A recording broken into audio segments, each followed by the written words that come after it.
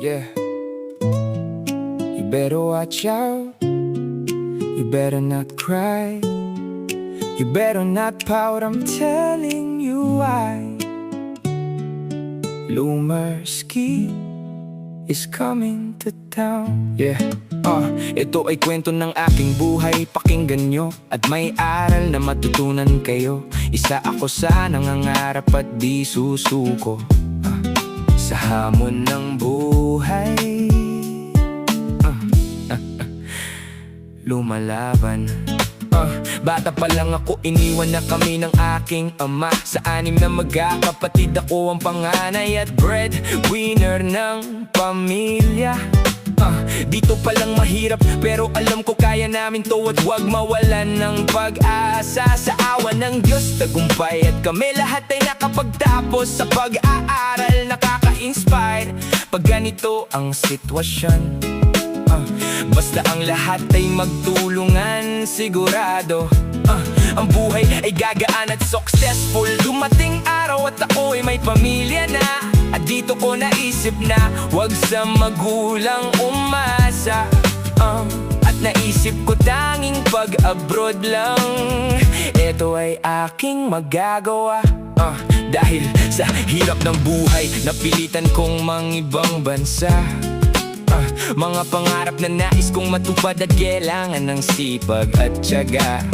Titiisin ko ang lahat ng ito alang-alang sa pamilya, at balang araw makakamit ko na rin ang aking tinatamasa. Ako, si Lumersky na nag-abroad year 2006, papuntang Australia at humiwalay sa pamilya. Nagsikap at iwanan ng bansang kinagisnan, maitaguyod lang ang pamilya sa hirap na pinagmulan. Dasal at panalangin ang aking ginawa upang tibay ng loob ay aking malabanan. Di iniisip ang kapaguran, magpatuloy lang makamit ang aking inaasam. Ilang taon na lumipas, di ko pinapansin, basta laging nasa isip ang karera na aking simulan.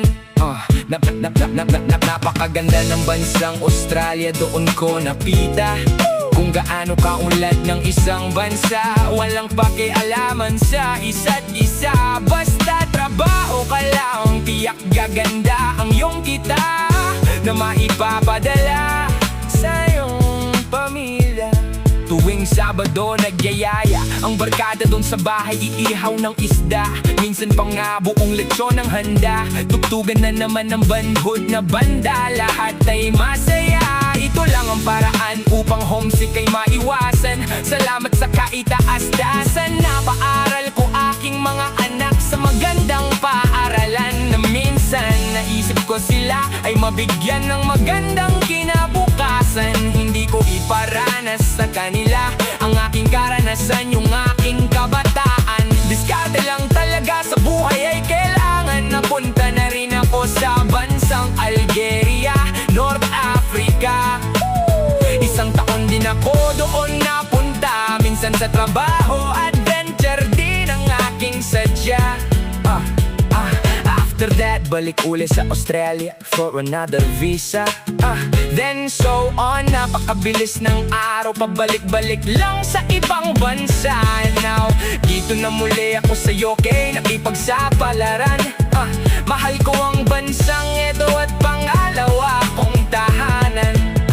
Awa ng Diyos, hanggang ngayon ay lumalaban. Kahit sa lamig ng klema, kaya basta may paraan.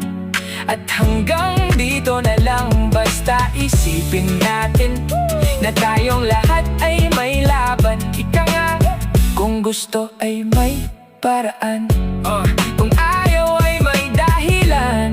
Break it down, yo! Lumersky is in the house.